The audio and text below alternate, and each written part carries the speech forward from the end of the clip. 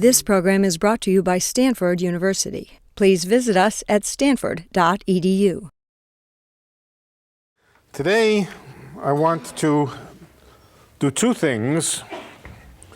One is to discuss geodesics a little more and to explain a little more thoroughly the connection between gravitational forces and geodesics, or the motion of geodesics through space-time. So for the first part of the lecture tonight, we're going to be thinking about space-time, not just space, but space-time. But the mathematics for space-time is very similar to the mathematics for ordinary space. There's also a metric. When we're talking about space and time, instead of using m and n for indices, we use Greek indices, mu and nu.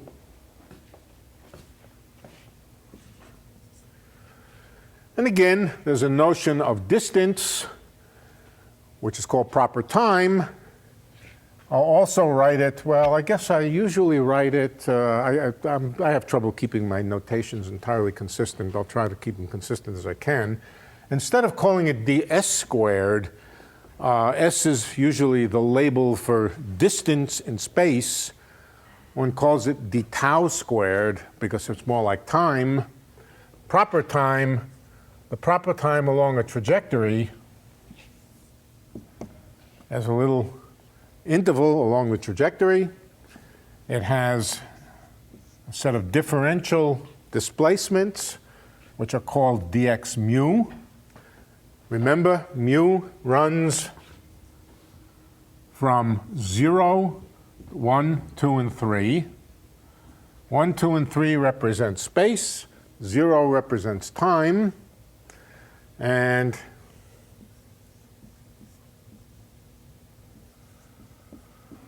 the square of the proper time along a little interval like that is defined again in terms of a metric. In general, this metric, in special relativity, this metric is constant. Everywhere is the same, and it's usually taken to be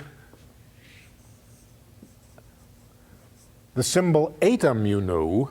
Eta mu nu is the analog for space-time of the Kronecker delta symbol delta mu nu, delta mn, for ordinary space. And it's given not by 1, 1, 1, 1.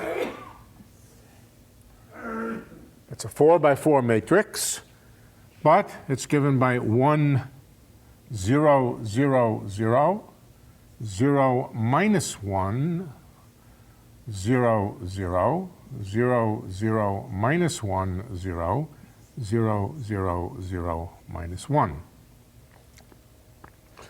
All right, so in other words, it's of the form dt squared minus, if we wanted to replace these by t, x, y, and z, then in special relativity, the metric here would just be d tau squared, or the proper time would just be d tau squared, which is equal to dt squared minus dx squared minus dy squared minus dz squared. That would be the rule in units in which the speed of light is equal to 1. Where would I put where would I put the speed of light if I wanted to include it in this formula? Well, if I wanted tau, which is called proper time, to have units of time, not of space, but of time, then I wouldn't want to put the speed of light in front of dt squared, because the speed of light has units. What is those units? Units is units of velocity, kilometers per second. But the place that it would go would be in here, over c squared. Plus like that.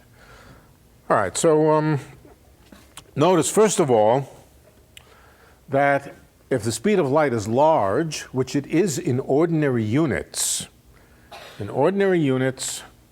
where the speed of light is large, Now, what does it mean to say the speed of light is large? The speed of light is the speed of light. It's neither large nor small. It is what it is.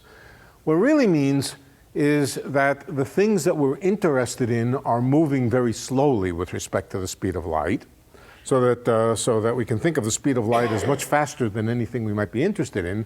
Under those circumstances, if this object here is moving slowly, then we can treat the speed of light as being very large, and this piece here is essentially negligible.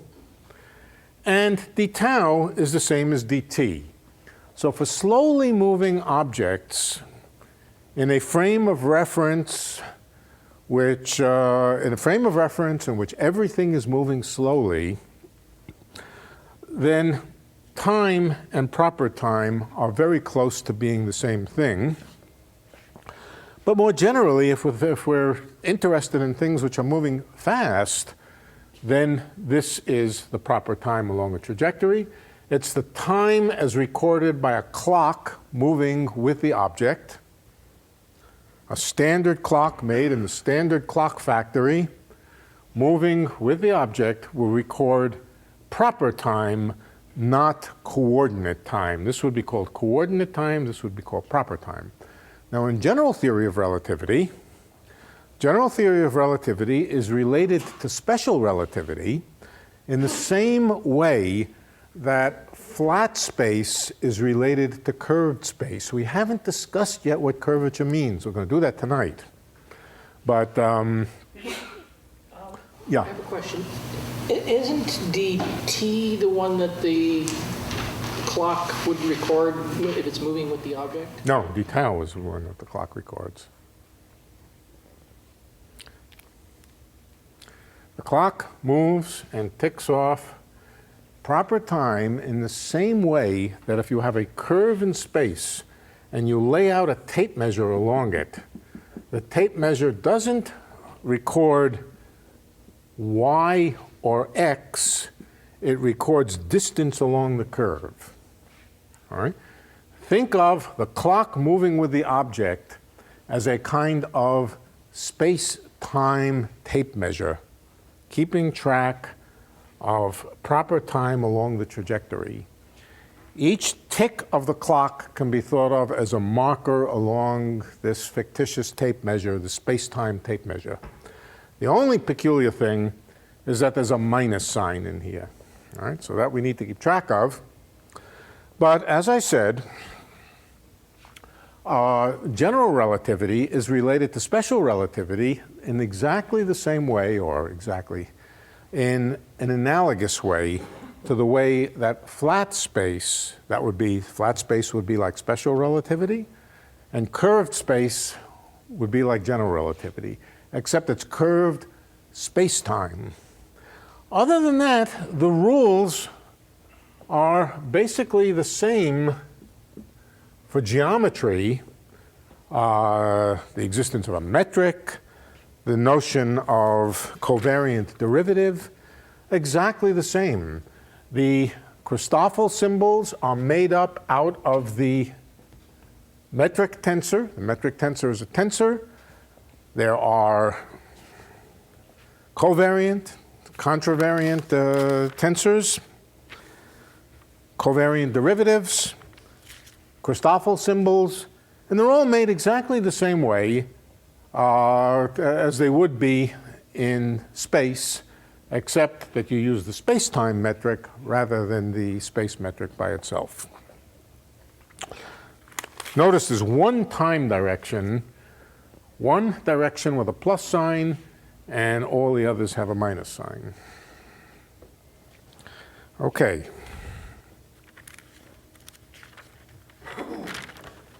No, this is last week's. Quick question. Yeah. The matrix size, whether it's 4 or 5 or 6, is this what accounts for the extra dimensions in string theory? Yes. Yes. The number of x's and the size of the matrix is related, not just related to, is exactly as you say, the number of dimensions. It doesn't have to be string theory. Whatever space-time we're talking about, the dimensionality is just the number of entries here, and it's also the size of the matrices. But, apart from that, the rules are basically the same in every dimension, and whether it's space-time or just plain space. Now, excuse me. When we're dealing with flat space or space-time, we don't ever really need to introduce curvilinear coordinates. We may or may not want to. In fact, it almost seems like a stupid thing to do because it's going to complicate the description of things. When do we do it and why do we do it? We do it because we're sometimes interested in accelerated frames of reference. An accelerated frame of reference is basically one in which the coordinates of space are being accelerated. Let's say they start coming in from the left and run off to the right, you know what I mean. And the mathematical description of an accelerated frame of reference in terms of an original unaccelerated, what's an unaccelerated frame of reference called? An inertial frame. Yeah, the description of an accelerated frame in Newtonian mechanics, forget relativity for a minute, in Newtonian mechanics is just a frame of reference. Well, let's see, if we have our inertial frame of reference, Tx, that's our inertial frame of reference. In this frame of reference, all objects move along straight lines. Then the accelerated frame of reference is one whose coordinates are curved, like this. They form hyperboloids. And in these frame of reference, an object which is moving along a straight line in xt coordinates would in fact not be moving along a linear trajectory in the new coordinates, and so it appears to be accelerated. Of course, the object is simply accelerated with the equal and opposite acceleration to the way the coordinate frame is being accelerated. It's just the old elevator story. And had it not been for Einstein thinking about elevators and acceleration and its relationship to gravity, nobody would have been stupid enough to introduce curved coordinates into physics. Why would you do such a foolish thing? It makes things more complicated. And of course, the answer was the equivalence principle. The curved coordinates are the same as a gravitational field. Now,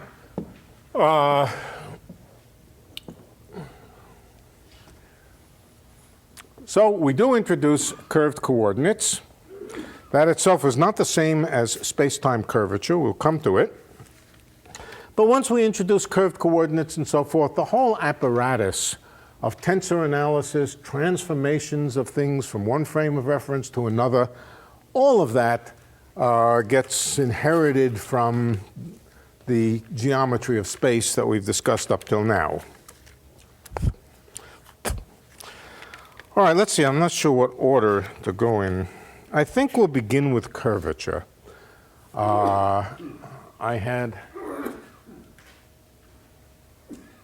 Or should we begin with geodesics? We'll take a vote. Who wants geodesics? Who wants curvature? All right, we hear curvature. Okay.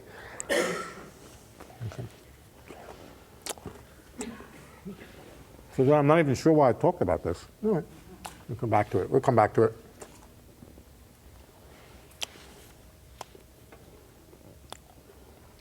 Oh, yeah, I do remember. Yeah. Curved coordinates are sort of a luxury that you can use or not use in special relativity. But they're not a luxury when you come to think about gravity. In the general theory of relativity, but in particular, even in Newtonian gravity, it's not possible to remove a real gravitational field by changing coordinates. One of these fake gravitational fields, which is just due to accelerated coordinates, that can be removed by just replacing the accelerated coordinates by non-accelerated coordinates. But a real gravitational field you cannot remove that way. For example, if you have a star and there's a gravitational field pulling you toward the star, then in a small elevator over here, you might be able to remove the effects of the gravitational field by just letting the small elevator freely fall, and then all experiments inside the falling elevator would be exactly as if there was no gravitational field. And that's not quite true. It's not quite true because of tidal forces. Because across the elevator, the gravitational field varies a little bit. There's a little bit of tidal forces. But if you make the elevator small enough so that the gravitational field doesn't vary very much, then you completely remove the effects of gravity inside that elevator by just letting the elevator fall. Well, that's like kind of introducing a coordinate frame inside the elevator, which is like the straight line, which is like the inertial frame. And the coordinates which are not falling, those are like the curved coordinates. You can't, however, get rid of the curved coordinates or the gravitational field everywhere simultaneously. There's an obstruction. If you introduce an acceleration vertically, that's not going to get rid of the gravitational field over here or over here. If you introduce a coordinate system which is accelerating vertically, let's say in the down direction, that's only going to make things worse over here. It might remove the gravitational field in the falling accelerator on this side, falling elevator on this side, but the same coordinate transformation will only increase the gravitational field down here. So there's an obstruction to removing the effects of gravity, or an obstruction to finding coordinates which sort of straighten out all the effects of gravity and get rid of them. That obstruction, mathematically, is the same obstruction as the obstruction of taking a general space or general space-time and thinking of it as flat. First of all, what does it mean for a space or a space-time to be flat? In the case of a space, it means that you can find coordinates. It doesn't mean that every coordinate system has this property. It means you can find coordinates which have the property that the metric tensor is just delta mn. More specifically, it really doesn't need to be delta mn. The metric is constant in space. Incidentally, there are coordinates in which the metric is constant in space, but in which it's not delta mn. If you choose coordinates which are at angles like that on this blackboard, but which are completely uniform, made up out of straight lines, equally spaced, then the metric is not delta mn, it's some other numerical tensor like this, but it's constant from point to point. So another way of saying it is that a flat space-time is one in which the metric can be chosen to be absolutely constant everywhere. Okay? To put it slightly differently, the metric can be chosen so that the derivative of the metric with respect to coordinates, notice this is a thing with three indices, the general derivative of the metric with respect to position can be chosen to be equal to 0. You can find a metric, you can find a coordinate transformation which will make the derivatives of the metric all equal to 0. That is a flat space-time by definition. All right, now, I assert, not only do I assert, I will give you an argument that you can always, at a particular point, here's some curved space, a general space, without even knowing what curvature means, I will tell you right now that it is always possible at a particular specific point to choose coordinates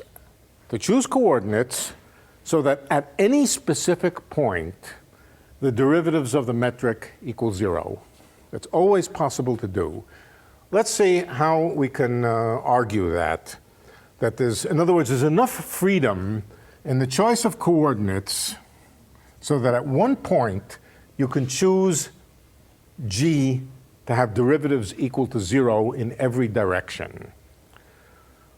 The first derivative, not the second derivative and the third derivative and the fourth derivative, but that the first derivative of g can be chosen to be 0 at a point. Let's figure out how many equations and how many unknowns there are. Supposing we have some coordinates, let's call them x coordinates, in which the metric is not constant or does have derivatives at this point. In other words, where the g's are not without derivative at this point.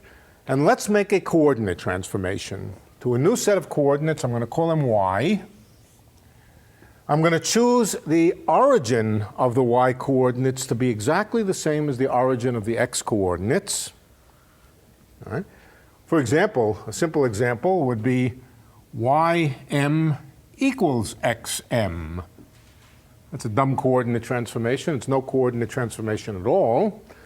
But now I want to make it more general than that. And I'm going to assume that we can Taylor series expand, that we can expand y's and x, that we can start with ym equals xm plus a deviation which is going to be quadratic. And then, of course, there can be cubic terms, higher terms than that. But let's add in some quadratic terms. And the quadratic terms will be quadratic in x. The left-hand side has an index m associated with it. So we better put here some coefficients. These are numerical coefficients, just numbers. At the moment, they're not even functions because we're just interested in one particular point. At one particular point, we'll add in, and I'm going to put a CM, RS, XR, XS. This is the most general thing that I can write down, which is quadratic in the x's, and of course, has an index m from here, and XR, an R and S that combine with the x's here. That's, in fact, the most general coordinate transformation, which is quadratic in the x's, and which has the property that the origin of coordinates, namely y equals 0, is the same as x equals 0. All right, x equals 0 and y equals 0 are the same. All right, so all that means is I've just introduced other coordinates located with the same origin over here, but they're curved relative to the x's. That they're curved has to do with this term here, relative to the x's. Okay, how many variables do I have to play with in making such transformations? Let's figure out how many such variables are there. Well, one question. It looks as if you're saying that's like a Taylor expansion, it looks like you've almost assumed. Did you drop out the first derivative, or I guess you did? Oh, that's actually here. Okay. And I could have made it a little more general in this, but I just decided that the leading term would be y is equal to x. All right, the leading term y equal to, I could have made it more complicated so that the linear term here was a little more complicated, but there's no need to do so. All right, so how many constants c are there? Just for fun, let's see how many there are. C, let's forget m for a minute and just think of CRS for fixed m. C is a matrix. Just putting our hand over m here, C is a matrix. And furthermore, it can be taken to be a symmetric matrix. There can be a symmetric matrix because there's no difference between XR times XS and XS times XR. So C is symmetric with respect to interchange of R and S, or can be chosen to be so. if we have a space with a certain number of dimensions, let's say d dimensions, then how many independent entries are there for a symmetric matrix? No, d dimensions. Six is right in 3 dimensions. D times d minus 1 over 2? D times d plus 1 over 2. Yeah. Remember, we got to get 6. 6 for 3, so 3 times 4 is 12, divided by 2 is 6. So it's d times d plus 1 over 2. We're not going to use this. I just wanted to do a little bit of combinatorics. But now, this one matrix like that, for each entry m, how many possibilities does m take on? D. So the answer is d squared times d plus 1 constant c that I can play with. I haven't chosen them yet. We're going to think of them as unknowns in a minute, unknowns subject to a condition. Now, when I construct the metric in terms of y, how do we do that? We transform from y to x. We transform from y to x, and we'll get a metric starting with gmn of x.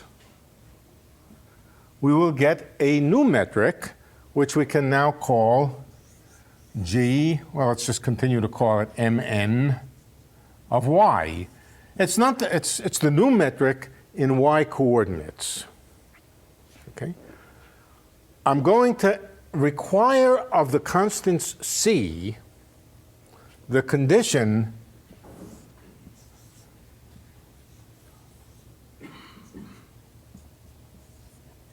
in other words, I'm going to try to choose the c coefficients here so that the derivative of g with respect to y is equal to 0. How many unknowns are there and how many equations are there? When I write this out, this will just become an equation. Given what gmn of x is, I'll transform it. I'm not going to go through the whole business. We're going to transform g, find g of y. That's going to involve the constant c, because they'll enter into the coordinate transformation. And then I'll write down the equations that the derivative of g with respect to any given direction is 0. Those become equations for c. How many equations are there? How many such equations are there?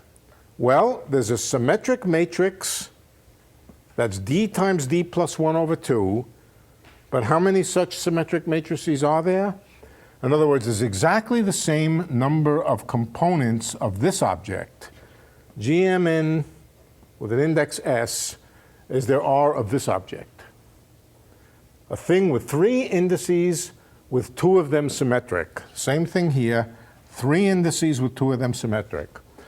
These equations, there are just exactly the same number of these equations as there are coefficients c. The conclusion is there's just exactly enough equations so that you can always find a coordinate transformation which sets the first derivatives of g equal to 0. So that's something you can always do. Once you've done the first derivatives, if you start looking at the higher derivatives, there are just too many of them. If I wanted to write down higher derivatives here, there are too many higher derivatives to allow you to solve the equations. So at most, you can set the first derivatives of g equal to 0. All right, supposing we've done that.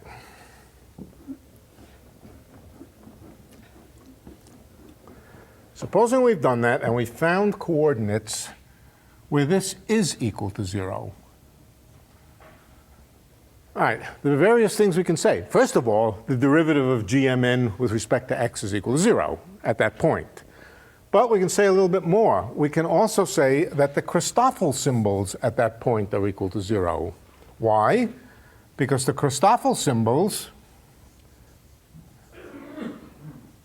what are those? Let me write them down for you again. 1/2 GRS derivative of g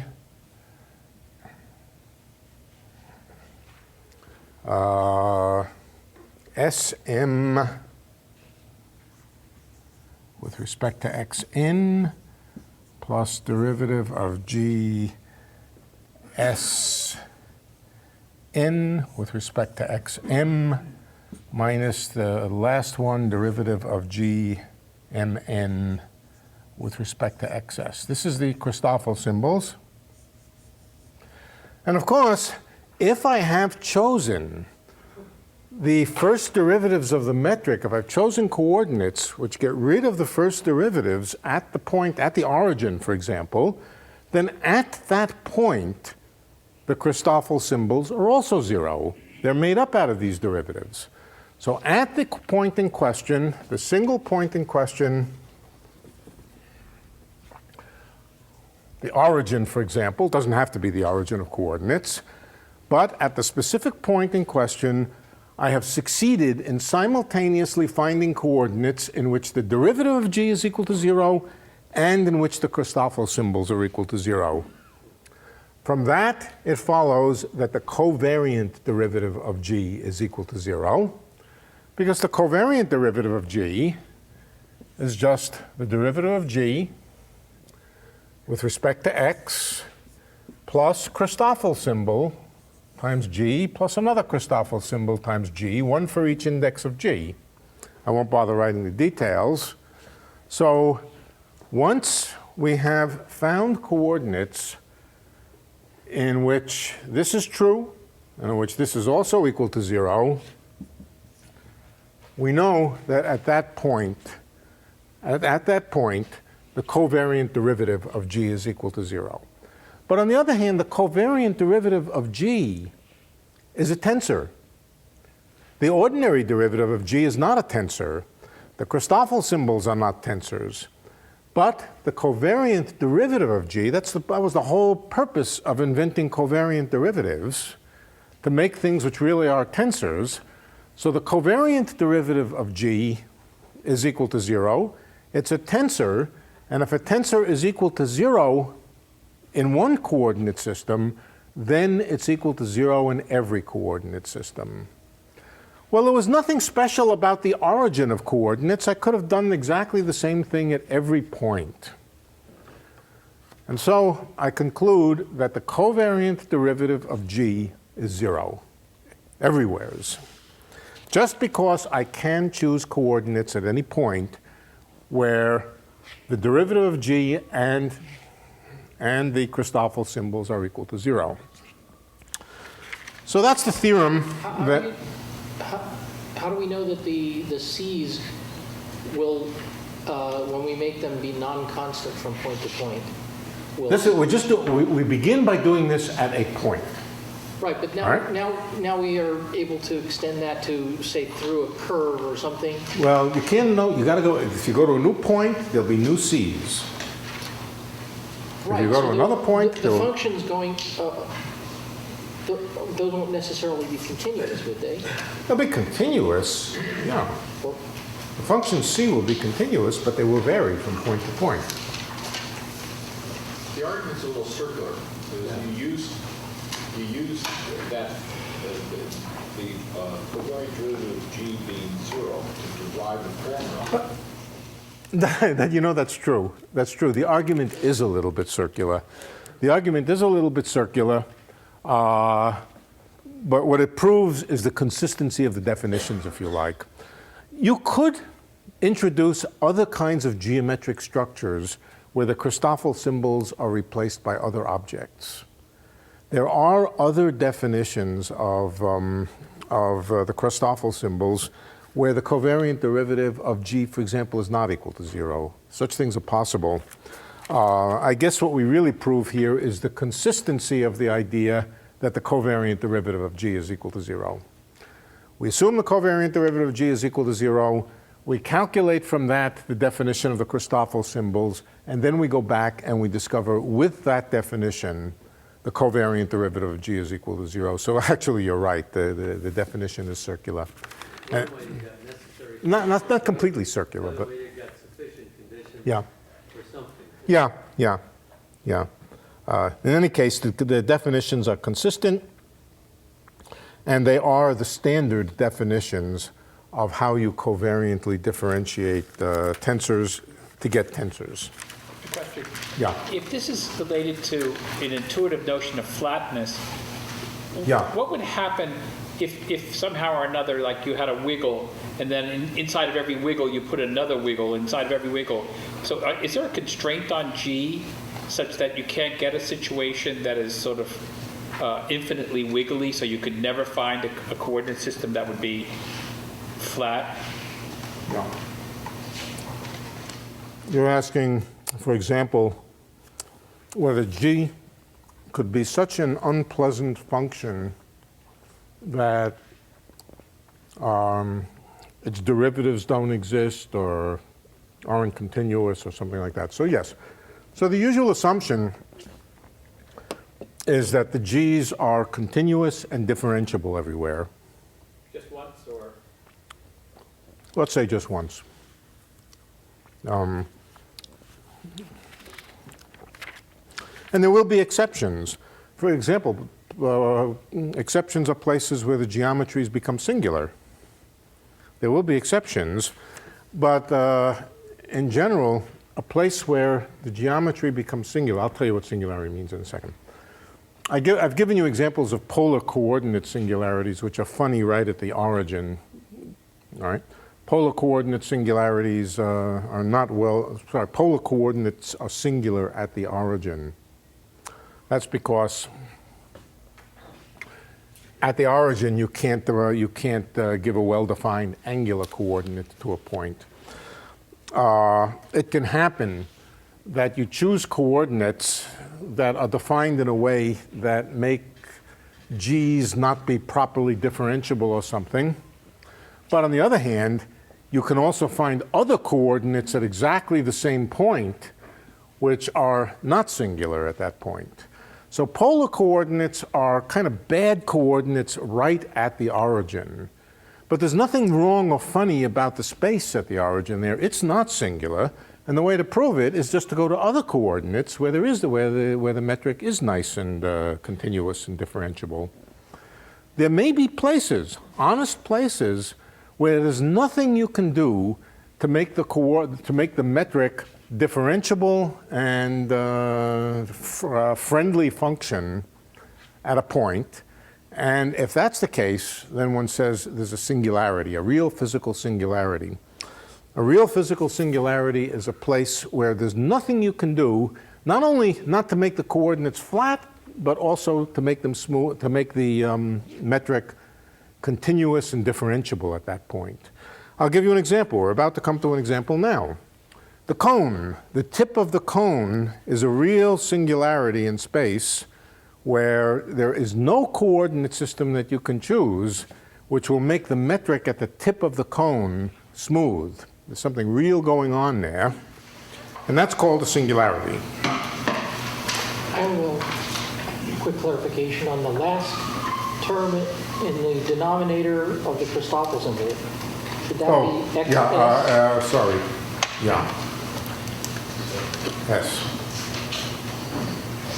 Yeah. Is this, when you solve for the C, the constant, is that like trying to find a coordinate system where the Christoffel symbol is vanished? Yeah. Yeah. Yeah, but you can do that by making sure the derivatives of the metric vanish. Right. This, incidentally, among other things, proves that the Christoffel symbols can't be tensors. Because by a coordinate transformation, you can make Christoffel symbols which are not equal to zero at a particular point. So the Christoffel symbol is not a tensor. The derivative of a tensor is not a tensor, but combining together derivatives of tensors with Christoffel symbols gives you tensors. All right? So, good. Yeah, so with this definition of the Christoffel symbols, it follows that the covariant derivative of the metric is zero.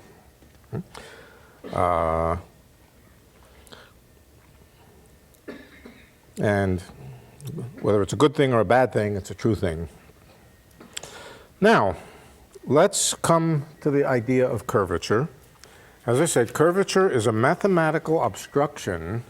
Its presence prevents you from finding coordinates in which the space is flat.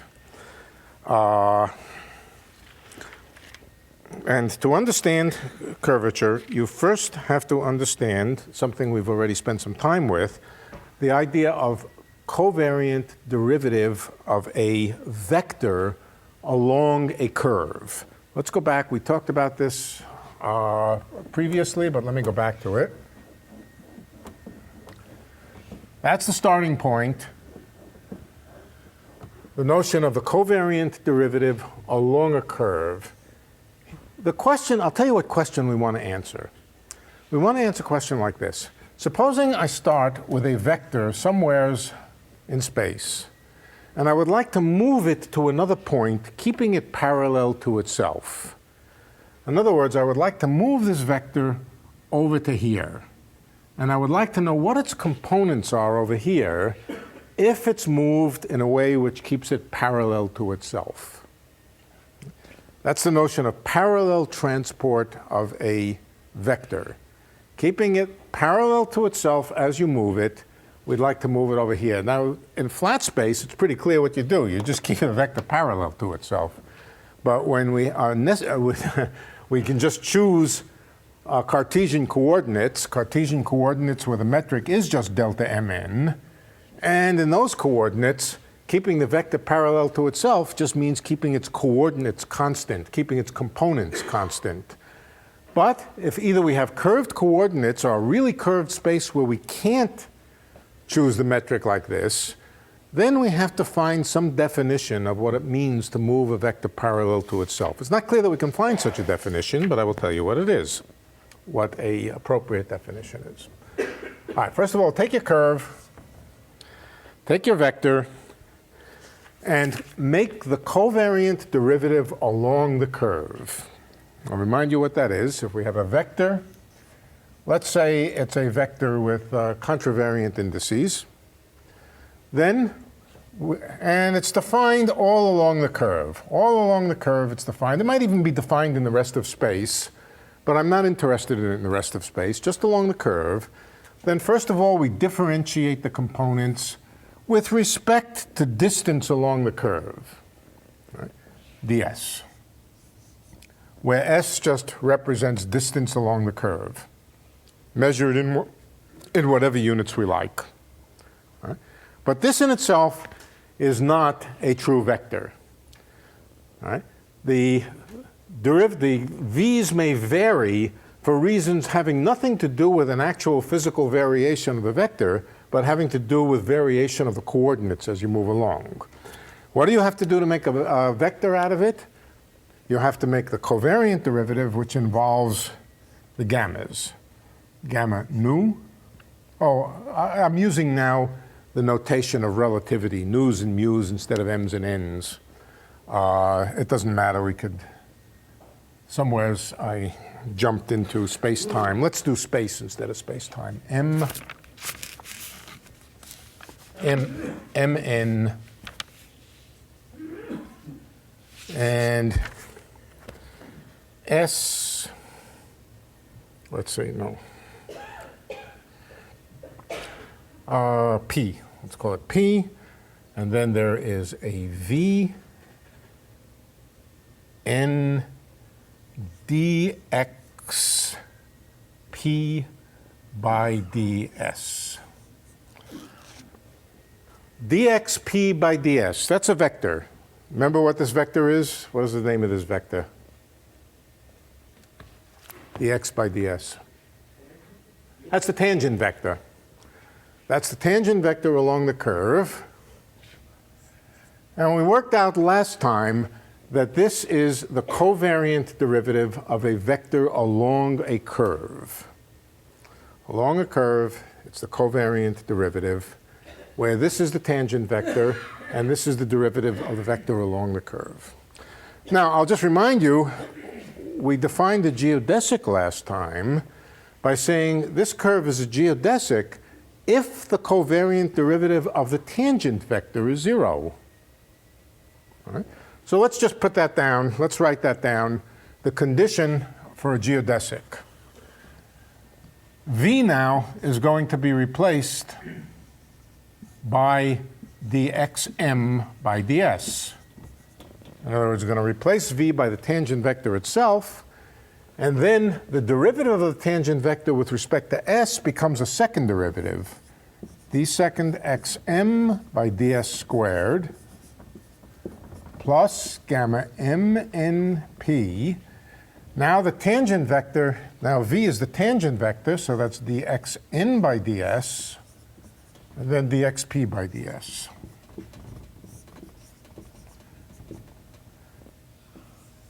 If the covariant derivative of the tangent vector is equal to 0, if, I'm not saying it's always true for any curve, but if the curve is chosen so that the covariant derivative of the tangent vector is 0, then the curve is a geodesic. In a sense, it's the straightest possible kind of curve that you can have in the space. If it's flat space, then the geodesics are just straight lines. If the space is a sphere, then the geodesics are great circles. In general, they're nothing of the sort. They're curves that go through the space, but they're the straightest possible curves. They're the curves that you would get by just focusing and going incrementally straight ahead. Okay, but now let's define something else. Let's define parallel transport of a vector. Supposing we have some vector which is not the tangent vector now. Let's come back to a general vector like this. This vector may not be the tangent vector. Here it is. It's V. And it's allowed to vary along the curve. Well, if this covariant derivative is equal to 0, then we say that that vector has been transported parallel to itself along the curve. In other words, this is as close as you can get to saying the vector is constant along the curve if its covariant derivative along the curve is equal to 0. One says that this vector has been parallelly transported along the curve. Okay? Can we always do that? Can we always take a vector at this end and parallel transport it? In other words, can we take a vector at this end and now move it along here in such a way that it remains, in this sense, parallel to itself? Yeah, we can. Let's just rewrite this slightly differently. Let's just write this. The small change in Vm as we move from one point to another, let's get rid of the ds, just multiply through on both sides. The small change in Vm is minus gamma mnp Vn dxp. So if I have a small incremental distance dxp here, oh, sorry, this should be a minus sign, right? Not equal to 0. Now let's dVm, all I've done is solve this equation here, multiply through by ds, that's not important. And this tells me how I should vary the components of Vm as I move along the curve so that the covariant derivative is 0. In other words, this tells me how to move from one point to another. It tells me how to change V, the components of V, given the components of V at a starting point, and the Christoffel symbols, and the little differential displacement dx. It tells me how to change V to the next point. In fact, it tells me, once I've updated it from here to here, I can do it again and again and again. And so it's always possible to choose the components of V along the curve so that the covariant derivative is equal to 0. All you have to do is to solve for how Vm changes as you move along the curve. By knowing it at any one point, you can find out how it moves to the next point, and so forth. So that's not hard. That's the construction and the definition of parallelly transporting a vector along a curve. To move it from one place to another, you just change v by an amount that's proportional to v, and that's proportional to the amount that you're displacing it, and is proportional to the Christoffel symbols. Parallel to itself. Parallel to itself. In other words, you have some curve in space. I have a vector, and I want to move it along the curve in space so that it always stays parallel to itself. That's what we're trying to do. Okay? Just a little aside, I always like the Hot Wheel car example. If you have a globe and you move a Hot Wheels car along it so that the direction never changes, you get the great circle. Or even on an inner tube. The Hot Wheels car is the thing that always has the same direction, and it will give you the shortest distance. That'll give you geodesics. Yeah, right. Right. But now we're taking a curve which is not a geodesic. First of all, a geodesic is a vector which has been moved parallel to itself. So I was just using that as an example as keeping the same direction is the same as minimizing distance. That's for a geodesic, yeah.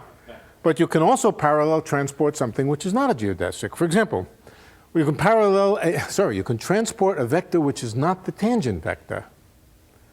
I want to transport this vector along that line.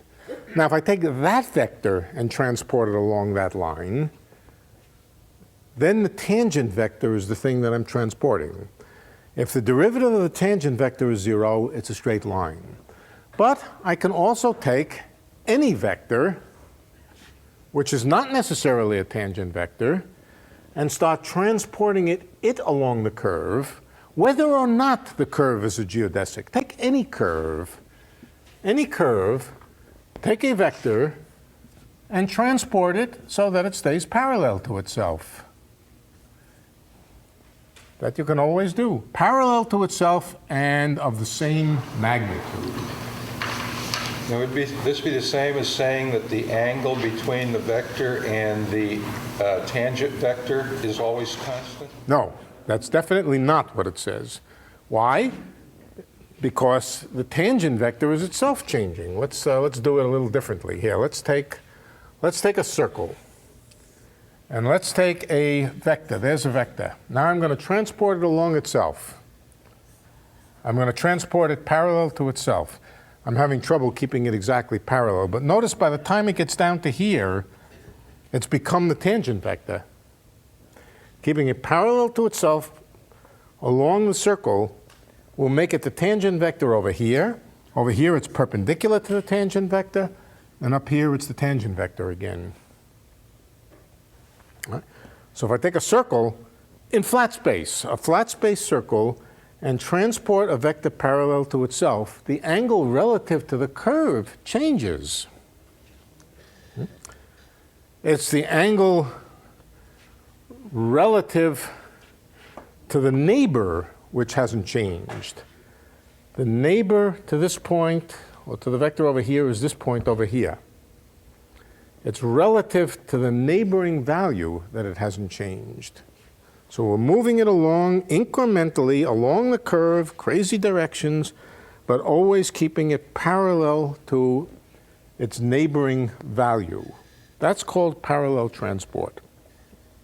Yeah? ds is any parameter. It's not the ds could be any parameter along the curve. Right. It's canceled out of this equation here. Right. Right.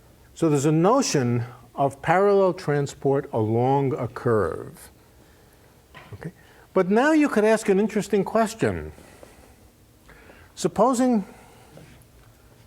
does everybody understand what it means?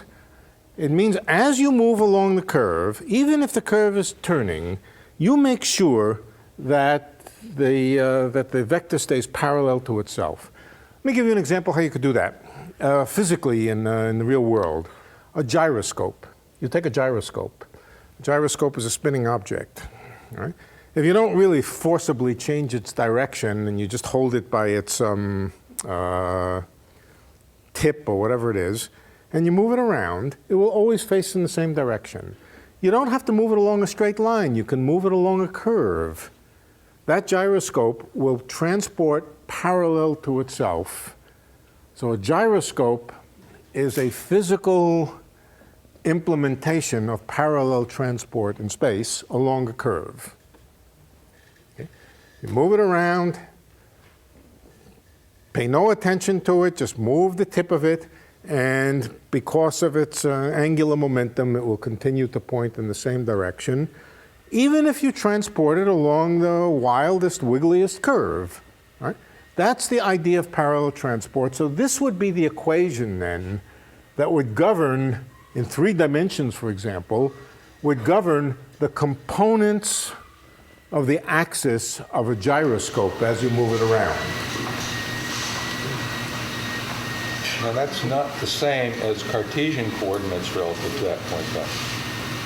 We haven't even introduced any coordinates. We have introduced there's coordinates. perpendicularity implied here. What's that? There's perpendicularity implied with parallelism. Perpendicular to what? Well, in order to be parallel, it must be perpendicular to something that's perpendicular to it, right? Yes. So let me say it a different way. Take 2 distinct vectors which happen to be perpendicular to each other, and now parallel transport both of them. They will stay perpendicular. 3 vectors forming a triad, which you could make by 3 perpendicular gyroscopes and transport them around, and they'll stay perpendicular to each other. So parallel transport sort of preserves the angles between vectors and so forth, and it's the closest thing that you can have to the notion of moving a vector around so that its direction and its magnitude stay fixed. Okay? That's the notion of parallel transport. In fact, it's possible to prove that the magnitude of the vector stays fixed, but mostly I'm interested in the direction now. But now I come to a funny question. How do I know that if I parallel transport a vector from one place to another along curve A, let's call that curve A, I start it over here, and I transport that gyroscope over here till I get to here. How do I know that if I did it along a different curve, I would come to the same final conclusion? How do I know that if I transported it along a different curve, it wouldn't come out in some other direction? No, that equation is just a definition of parallel transport, and it refers to a curve. How do I know if I chose another curve, that in fact I would get the same result? Well, I'm just saying, you already canceled ds, so it doesn't refer to a curve. It does refer to a curve. The dx's here refer to the curve. The s is only the parameter along the curve. The dx's are the sequence of little differentials along the curve. Okay. Right. So this definition of parallel transport, and in particular the idea of transporting it all along a curve, we could ask, does it guarantee that the result of a parallel transport leads to a unique final answer independent of the curve connecting the 2 points? Well, the answer is no, it does not guarantee that. And in fact, in general, it's not true. If you could say the same thing another way.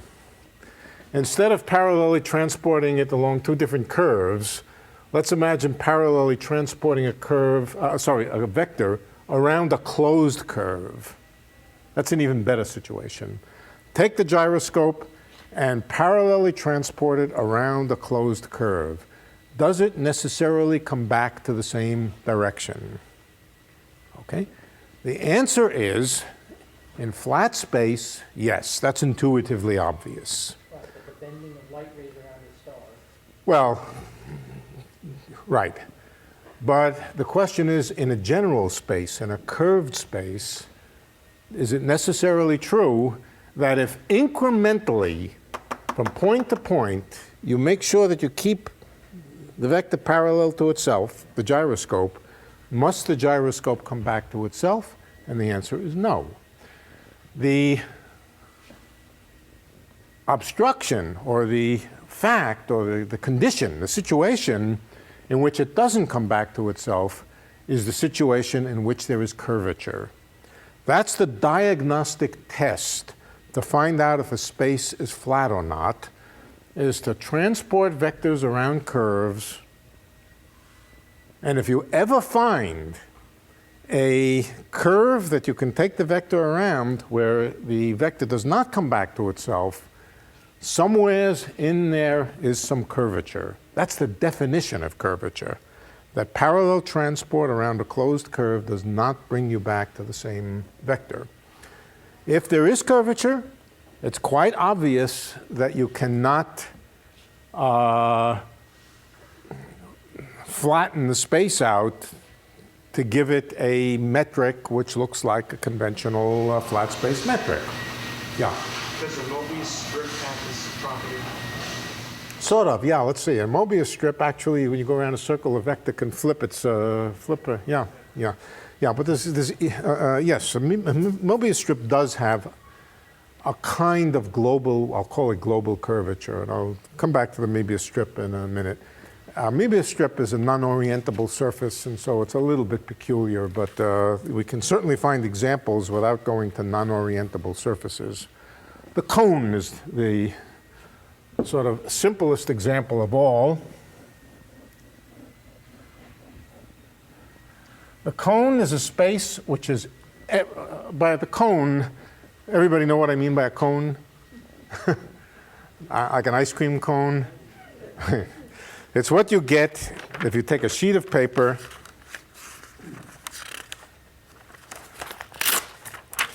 cut out an angular wedge. All right, there's an angular wedge. I wish I had a knife. Does anybody have a scissor with them?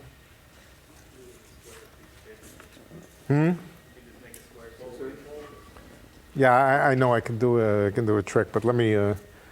What do I do with the cover to this? Oh, okay. Ah, my knees. Oh, cool. Okay. Okay, so let's cut out the angular wedge. It's called an angular deficit or an angle deficit. I should have brought a big piece of, what do we call that kind of paper in kindergarten? Oak tag, yeah. A big piece of it and cut it out. So you cut out a wedge like that, and then you sew it together along the wedge like that, and you make a cone. Is that obviously a cone? Yeah, that's obviously a cone. Right? Now, once you sew it together that way, you could cut it and slice it some other place and open it up. So it doesn't matter where you cut it and open it up, but wherever you cut it and open it up, it looks like that. Now notice, it looks pretty darn flat. But when you put it together like this, it no longer looks flat. And in fact, you can't flatten it out, not without smushing it and stretching it. So the cone is a curved space. But it's a curved space of a very special type where there's no curvature anywhere except at the tip. Let's see if we can refine that and understand it. So let's start with a cone. I'll first draw it as a cone. Here's the tip up here. And of course, a real mathematical cone goes on and on forever. It doesn't terminate at this point over here, but we can terminate it because I can't draw it forever. And then we come with our scissors. I don't think I need this anymore, but let's leave it here. I might want to do some more. We cut it, open it up, and it looks like, I guess like,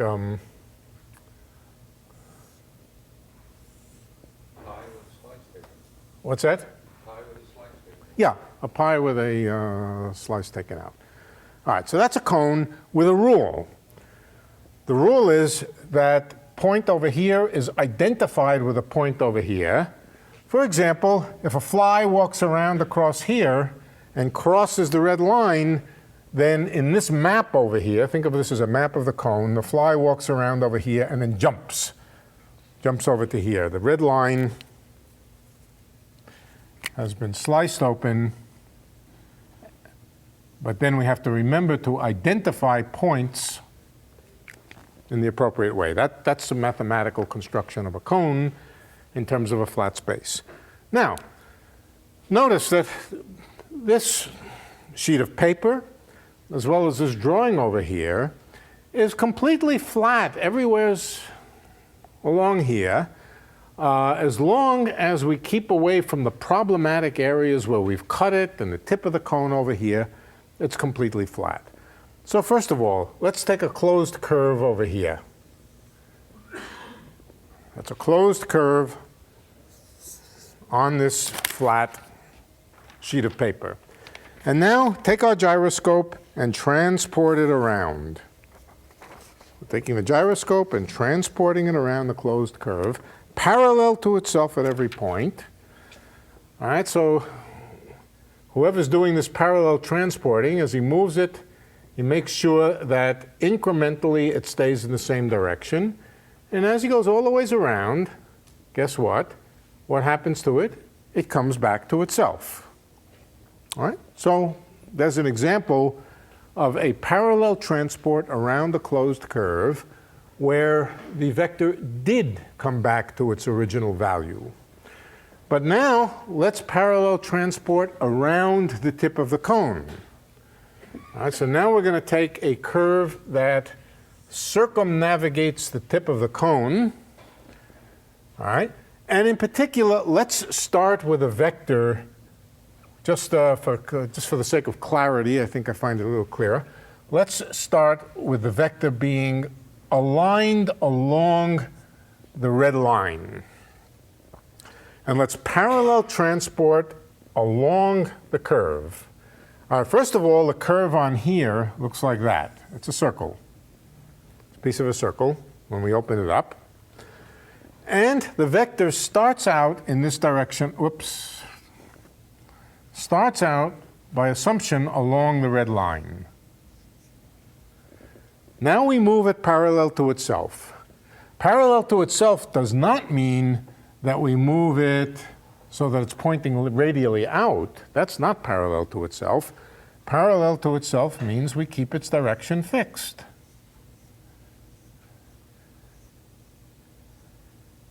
And by the time we get over to here, it's now pointing, in this case, practically perpendicular to the red line.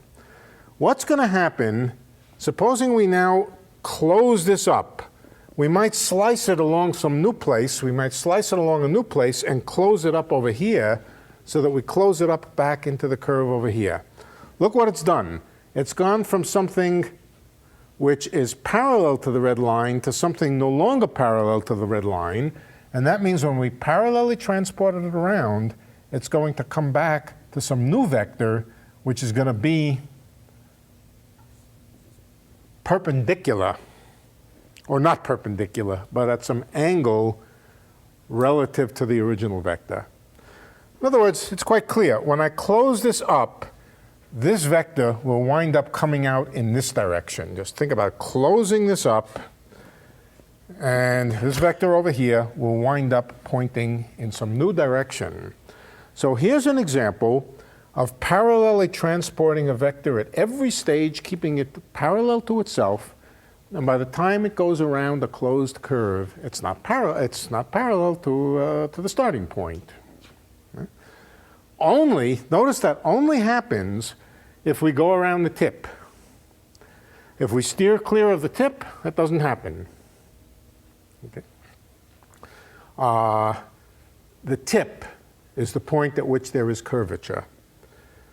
All right, so the tip, the diagnostic test has, I don't know whether we should say it failed or it succeeded. It's failed to demonstrate that the space is flat. It has succeeded in finding a point of curvature. Why do I say a point of curvature? Because if I circumnavigate any other point, I find no shift in the direction, but every circumnavigation of this point gives me the same angular shift. So what does it do? The presence of this point of curvature has the effect of rotating vectors which have been parallel transported around in a closed curve. It doesn't matter that this closed curve is a circle. It could be any closed curve around the tip. It will always rotate the vector by the same angle. Incidentally, if we started with a vector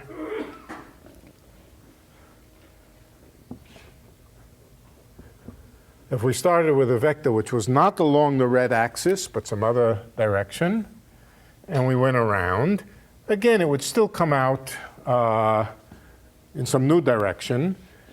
And how about this angle, the angle that the vector gets rotated? How much is that? That depends on this angle here. This is called the angular deficit here. It's the amount that was bit out of the pie. Let's call it theta. When you take a vector around this closed path, it gets rotated by the same angle theta. So one might say that there's an amount of curvature which is parametrized by the angle theta. The bigger theta is, or is it, if theta is a very small angle, in other words, if it's just a very, very tiny piece of pie were taken out, then there's very, very little change in the direction of the vector that's been parallel transported. The bigger that the angle theta is, the more rotation there is in this vector. So that's an example of a point of curvature. Now let me point something out, that here we are, we're going to parallel transport around this particular curve.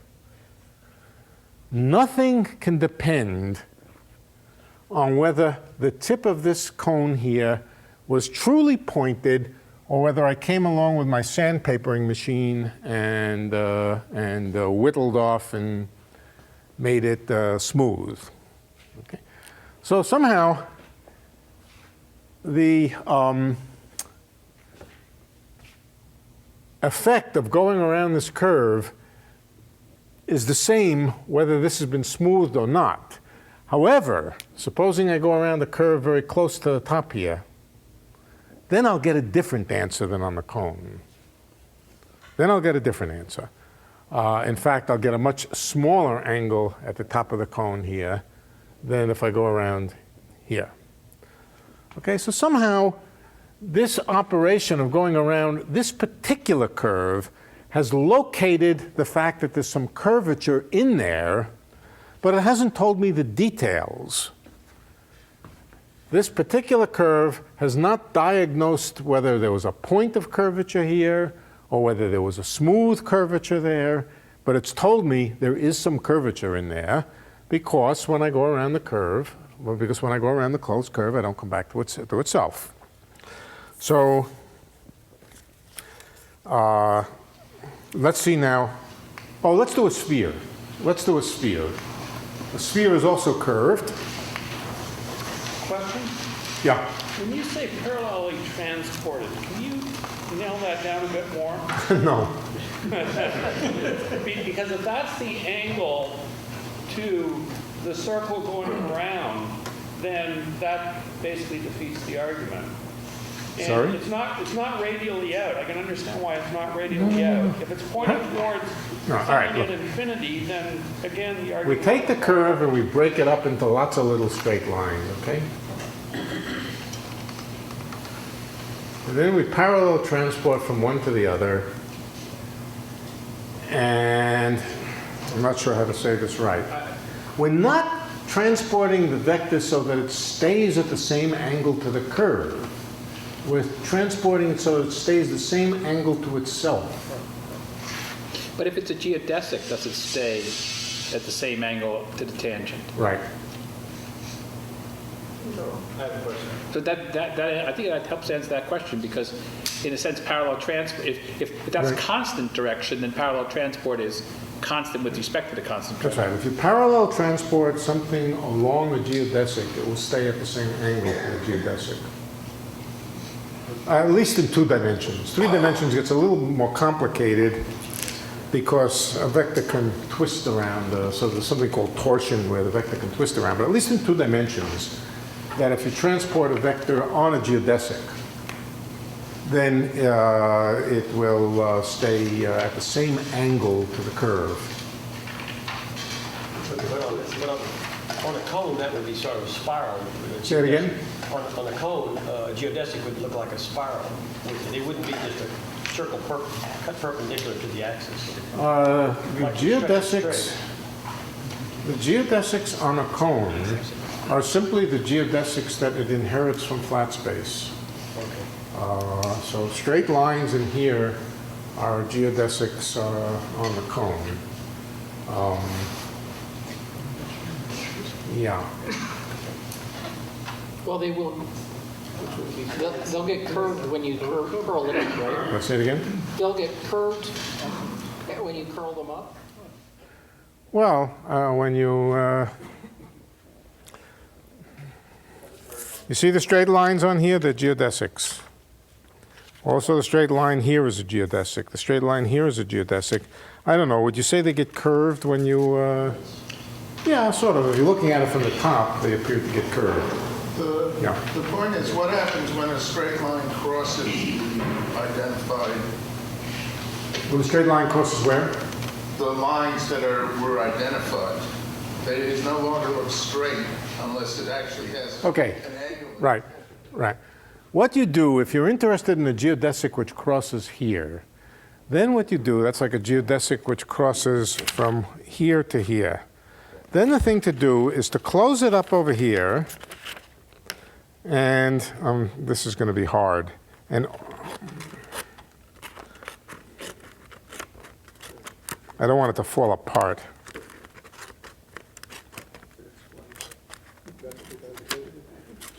And open it up over there. Okay? It's the same space, and now the geodesic that goes across the original thing can be drawn. All right? And you're right, what will happen is that when I open it up again, that geodesic which went across here will look bent. The geodesic which crosses across here will look bent, but when I close it up again, it'll look straight. Okay, so there is a geodesic, for example, which connects this point to this point. It doesn't go around here.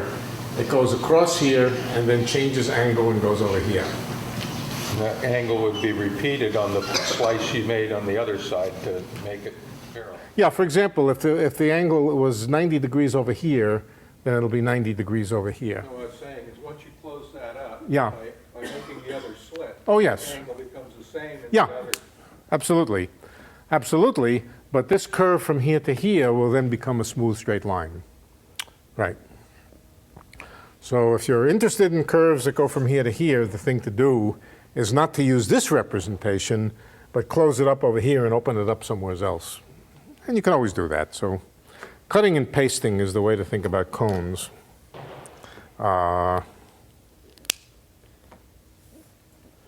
So we do see that there are situations where parallel transport along a closed curve does not bring you back to the same thing. And when you don't come back to the same thing under such circumstances, that is the diagnosis of curvature somewhere in the geometry. Usually, and typically it means that there's curvature somewhere inside that curve, somewhere in the interior of that curve. Curvature in higher dimensions is a little more complicated. We'll come to it. But let's just do a sphere for a moment. Let's take a hemisphere. I'm interested in the sphere, but I just want to draw a hemisphere for the moment. And now I want to parallel transport a vector around not a great circle, but some other circle. A great circle is a geodesic. A great circle, the great circle being, for example, the equator. So parallelly transporting a vector along a great circle just means keeping the angle relative to the great circle fixed. But that's not true of a curve which is not a great circle. Parallel transporting is a little more complicated, and here's a simple way to think about it. Think about the bug moving along here, carrying his little gyroscope with him. Can that bug, who can only see an infinitesimal little distance around him, can he or she tell that this curve was not a curve, on a cone?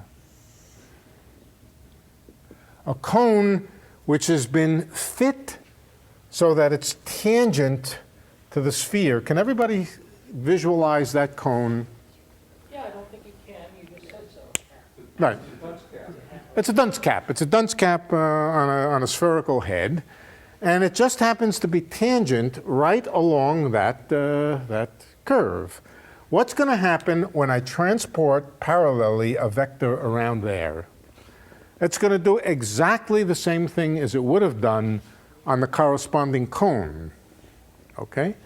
How big is the angle deficit of the cone? Well, that depends on where I draw this curve. For example, if I draw the curve up here, the angle deficit, there'll be less of an angle deficit. It'll be a flatter cone. It'll be more like this. In fact, if I make the circle a very small one, way, way up close to the North Pole, then that cone is practically a flat cone with a very, very small angular deficit. So the answer is, if I take a vector around the North Pole, staying very close to the North Pole, transport it around, the angle may deviate a tiny bit, but not very much. If I take it around at 45 degrees here, you'll discover a fairly large angular deficit. And so, but in any case, the point is that the sphere is curved. We've diagnosed the sphere by transporting vectors parallelly to themselves along closed curves and found out that they don't come back to themselves. Not surprisingly, that means that there's curvature on the sphere, that the sphere is a curved surface. It also means that you cannot find flat coordinates, delta mu nu type coordinates on the flat sphere. So curvature is the obstruction to flattening a geometry out and making it everywhere flat. I'll tell you the fact now that if you have a curved geometry and you go around a small curve, then of course the angle deficit is small. Okay? So if you take, in any geometry, as long as you take a small enough curve and you take a vector and parallelly transport it around, the deviation of the direction will turn out to be small. You can see that on the sphere here, that up near the North Pole of the sphere, the corresponding cone has a very small angular deficit. How much of an angle, how much of a rotation do you think occurs for a given circle up here? Is the angle here proportional to the distance or what? Anybody know? The area. The area. Right. This is something that's worth working out. You can work this out by yourself. It's just a question of taking a small circle up here, fitting it to a cone. All that means is here's your circle. Here you have your 2 points that correspond to the circle, and draw the tangent vectors. How much of an angle is involved?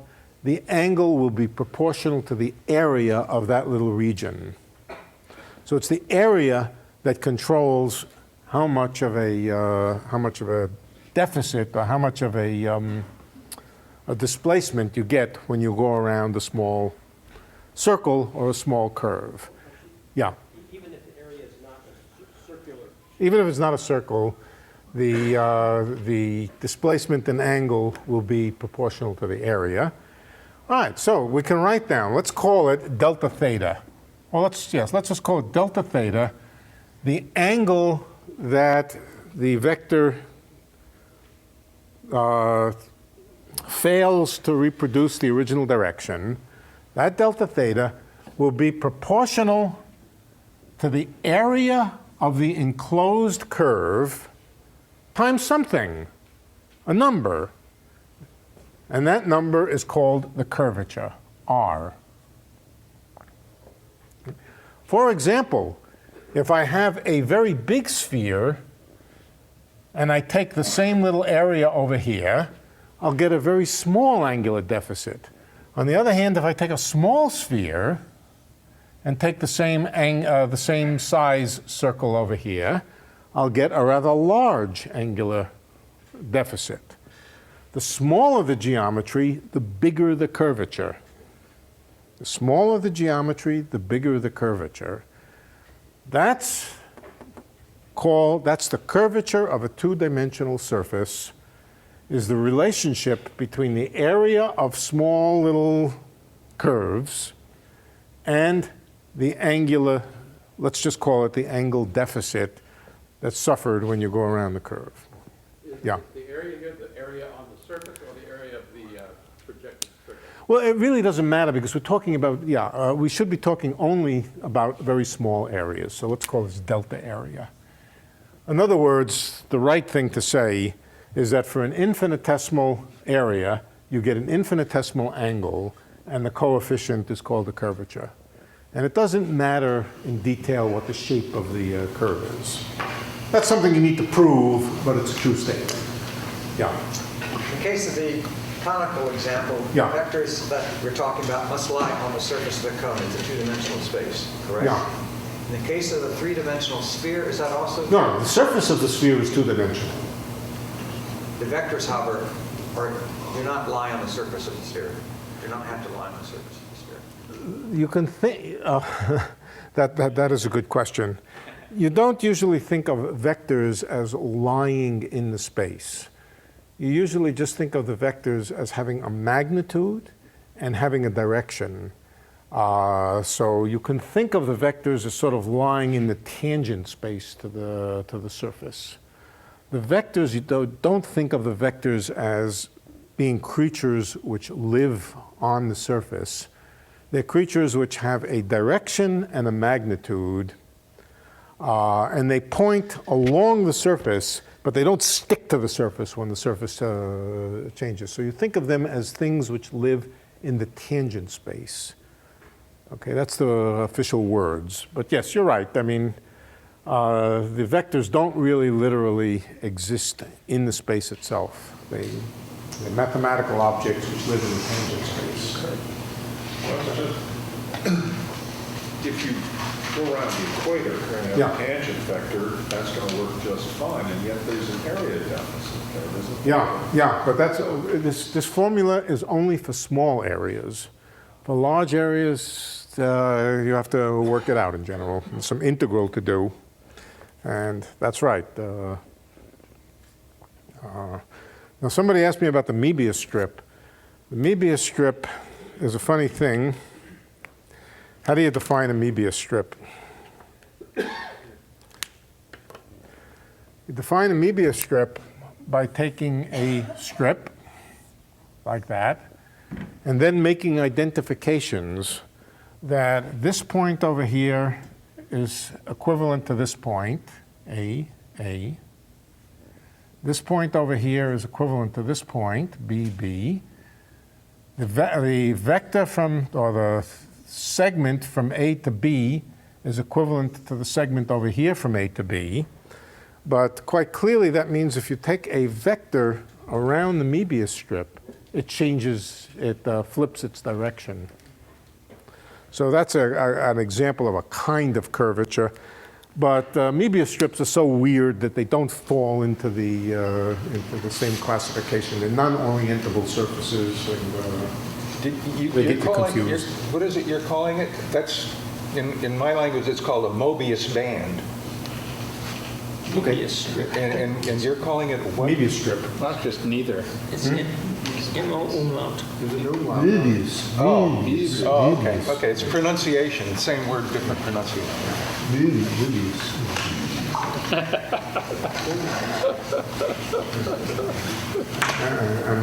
Forgive me for being American. Excuse me. Well, it's Moebius in the same sense that amoeba is. Is it? I don't know. No, it's I believe you. M-O-E-B-A, right? Amoeba. Wait a second. Moebius was a person. No, I'm just saying that it's anglicized to pronounce Oh, the way okay. we do. Right. That's right.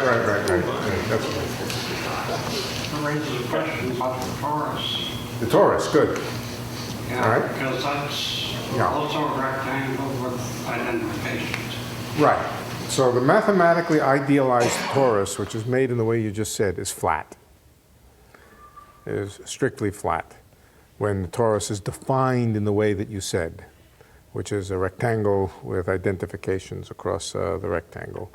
A real torus, like the bagel, the surface of a bagel, is curved.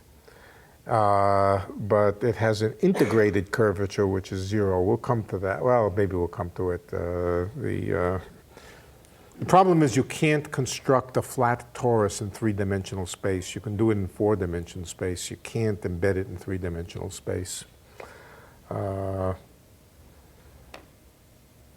Actually, you can. I just realized you can.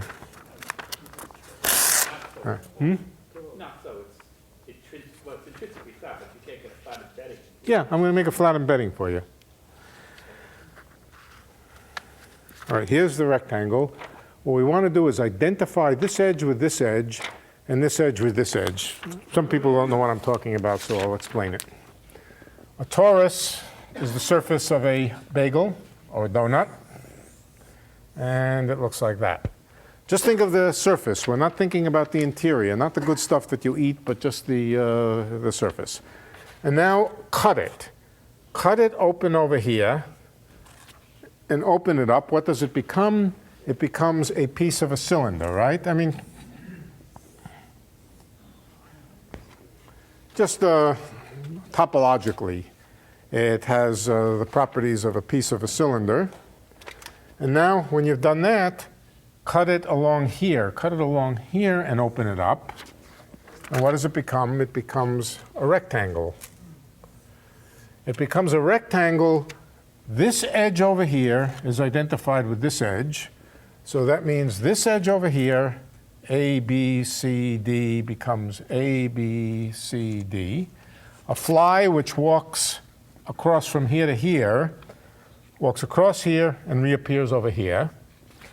And the bottom, A, B, C, is identified with the top A, B, C. Okay, that's a torus. And clearly that torus can be drawn on the blackboard so that it is flat. Normally, when you draw a torus, it's curved. Over here at this edge here, it almost looks like a sphere, so it must be curved over here. In the inside over here, it has negative curvature. On the outside, it has positive curvature. So far, we haven't defined the sign of the curvature. But, you know, question, can you take this sheet of paper and fold it together so that it forms a torus? Well, yeah, you actually can. You fold it together. You got to put a fold in it. All right. Now, this edge has been identified with this edge. I could take a piece of tape and fold it. Now I want to identify this edge with this edge. So I fold it again, like that. I don't even need to fold it. I just do this.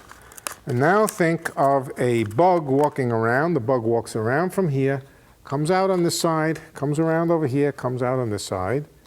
So that's going around the torus this way. Or can go around this way. That's going around the torus this way.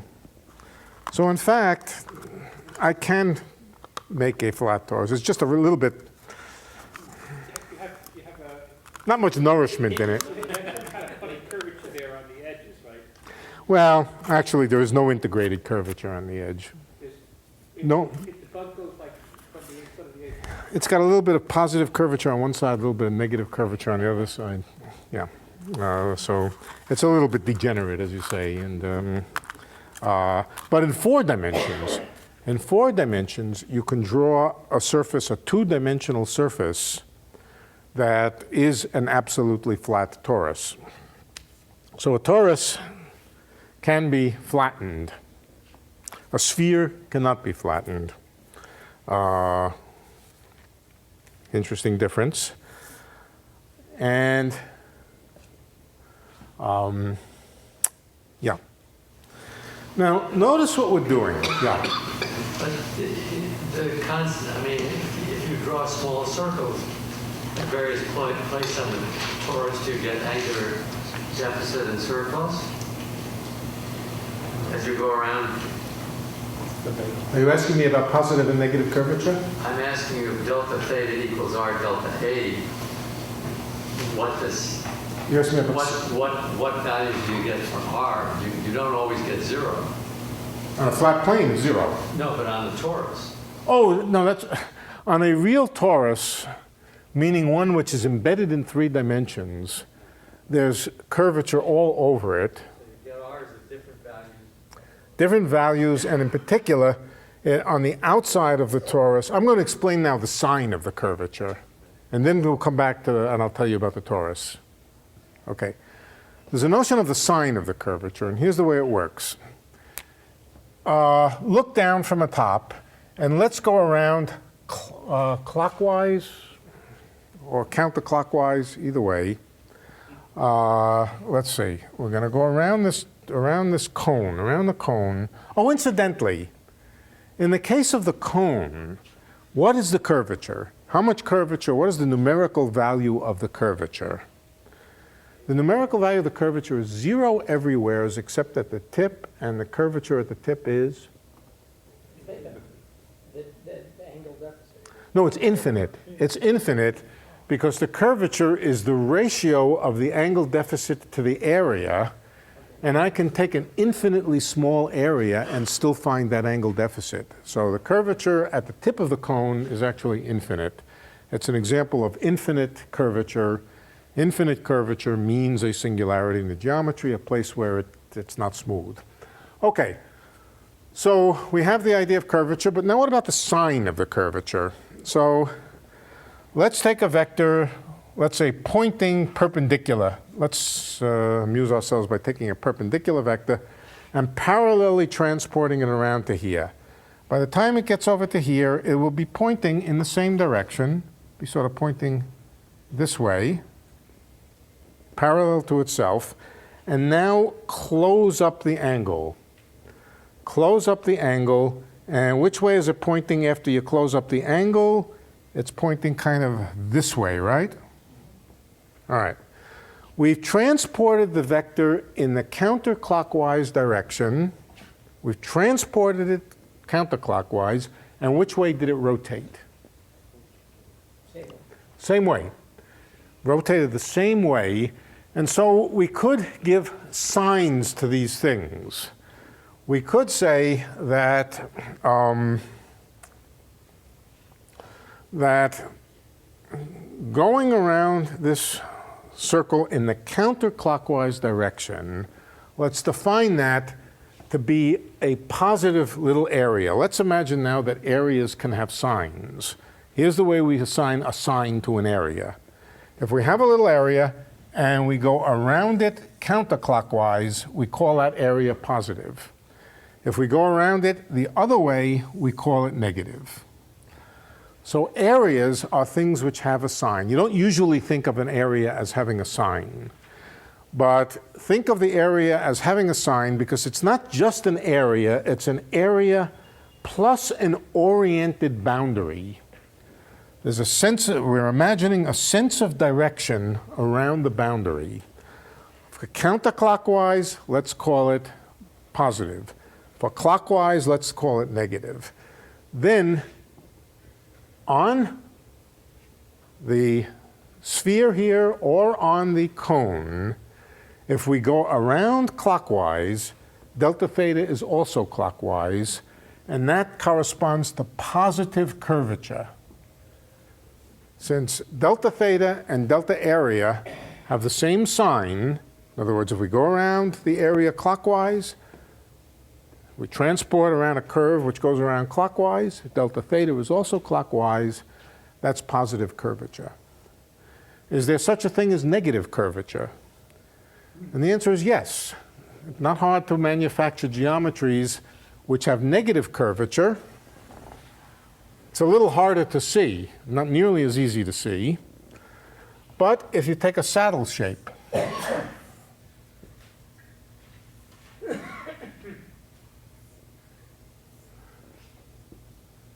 a mountain pass, is it clear what shape that is? Pringles potato chip. What's that? Pringles potato chip. Yeah, a potato chip, right, exactly. That's right. A Pringle, is it Pringles? Yeah, those are the ones that molded. They aren't truly... They're bad. They look like it. No, let's take Kettle's potato chips or something. Some good one. Yeah, that's right. The potato chip or the saddle surface. The saddle surface has the property, believe it or not, that if you go around the closed curve, clockwise around the closed curve, the transported vector rotates in the opposite direction. All right? Here's the way you can think about negatively curved surfaces. In particular, we made a positive curvature singularity by cutting out a piece of the pie, right? I'm going to show you how to make a negative curve, and you go home and do this and prove to yourself that what happens is what I say happens. We're going to make a cut. And now instead of cutting out a wedge, we're going to add something, we're going to add an extra angular piece in. An angle excess instead of an angle deficit. Here's the way we do it.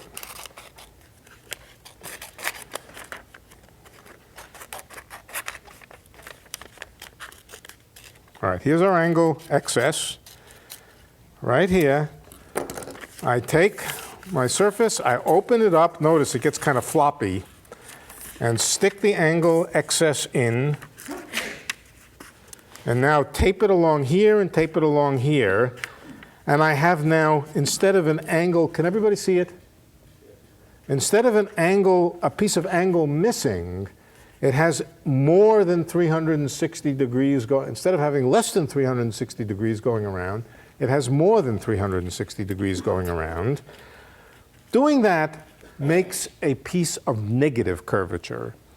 If you transport a vector around that, you'll find out that if you transport counterclockwise, the vector rotates clockwise. That's a surface of negative curvature. So negative curvature and positive curvature both exist. Negative curvature is a little bit less intuitive because it doesn't involve things like spheres, but rather things like, I don't know how to describe them. I'm not sure. Say it again? It is the inner surface of the torus, absolutely. That's what I was going to come to, right. It is the inner surface of the torus.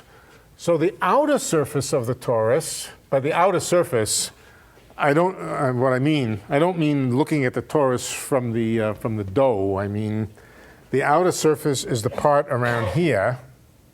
The inner surface of the torus is that part. The inner surface is more saddle-shaped. The outer surface is more sphere-shaped.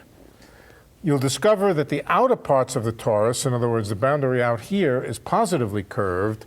The portion in near the hole there is negatively curved. And the total integrated curvature, if I integrate the curvature, what does integrating the curvature do? Forget it, not important right now. But there's as much positive curvature as there is negative curvature on the torus. On the other hand, the sphere is everywhere as positively curved. Okay, so we now have the basic idea in 2 dimensions of what curvature means. And the most important thing for us is that curvature is an obstruction to flattening the geometry. Flattening the geometry, by definition, means finding coordinates where the metric is just delta mu nu. All of these words are exactly the same in space-time. They're exactly the same. There are curves in space-time. You can take closed curves in space-time. You can transport vectors by exactly the same rules. The rule being right here. The Christoffel symbols are constructed from the metric in exactly the same way. And the notion of curvature, space-time curvature, is the same as the notion of just spatial curvature. It is harder to visualize. It's much harder to visualize the geometry of space-time than it is of just ordinary space. We weren't equipped with the mental architecture to visualize space-time, but the rules are essentially the same. So a curved space-time is one, if you like, which when you go around closed paths trying to keep a 4-vector, a space-time vector parallel to itself, you won't be able to because there's curvature in the middle. We're going to define next time the curvature tensor. But the basic idea of general relativity is, first of all, that space-time is curved. And second of all, the curvature is due to masses, is due to mass, or more generally, energy and momentum.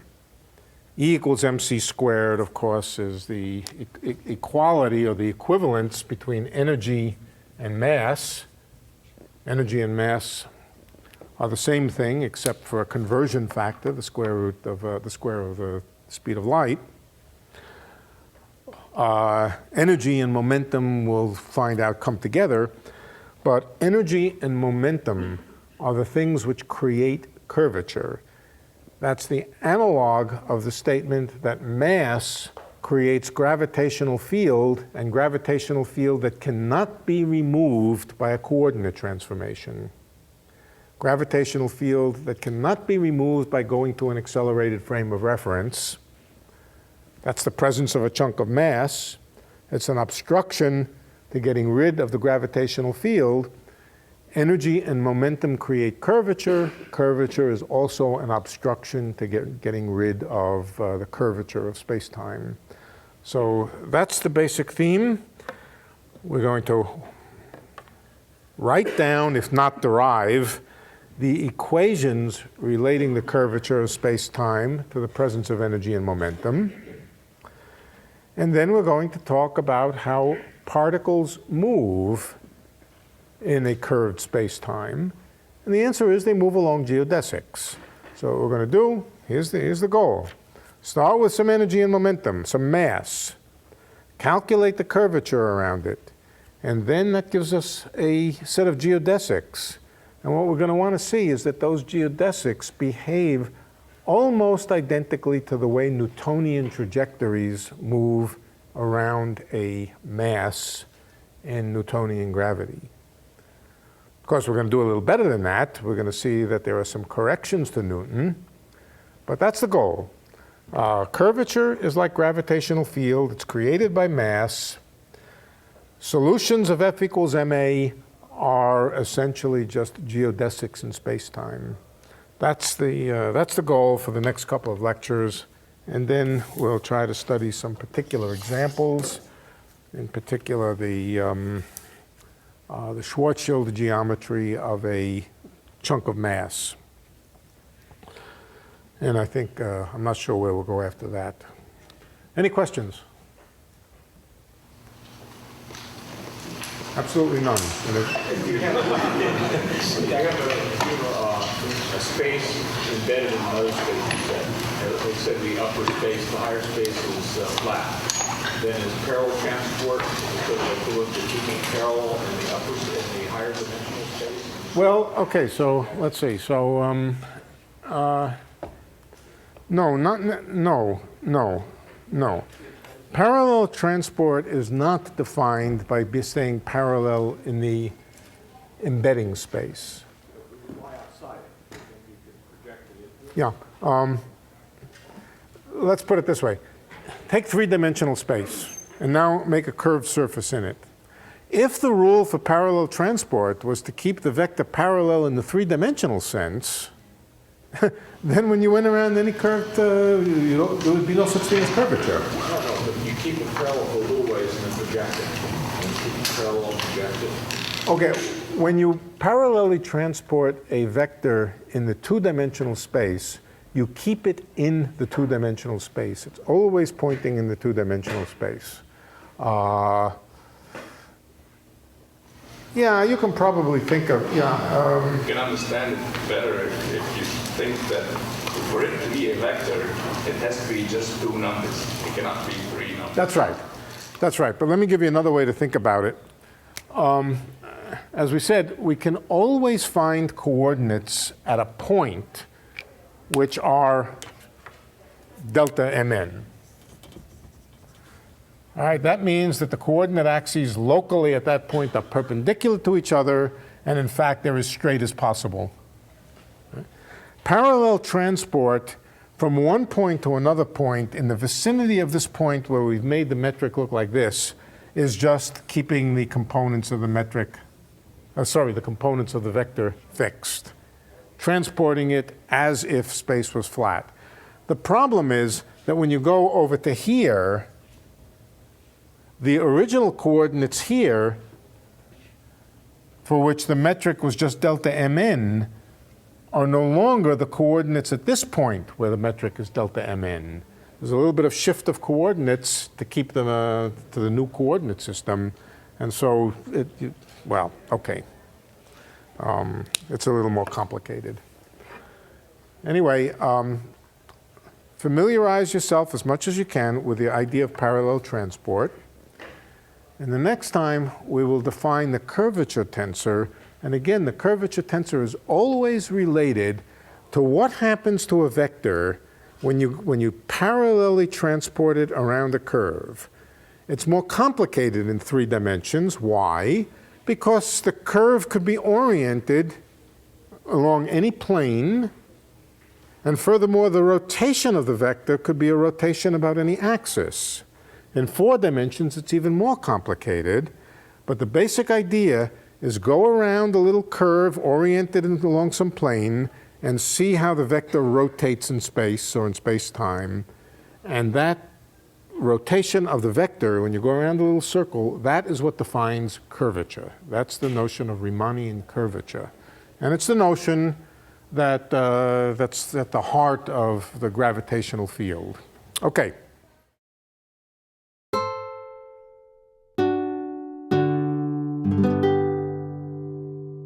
The preceding program is copyrighted by Stanford University. Please visit us at stanford.edu.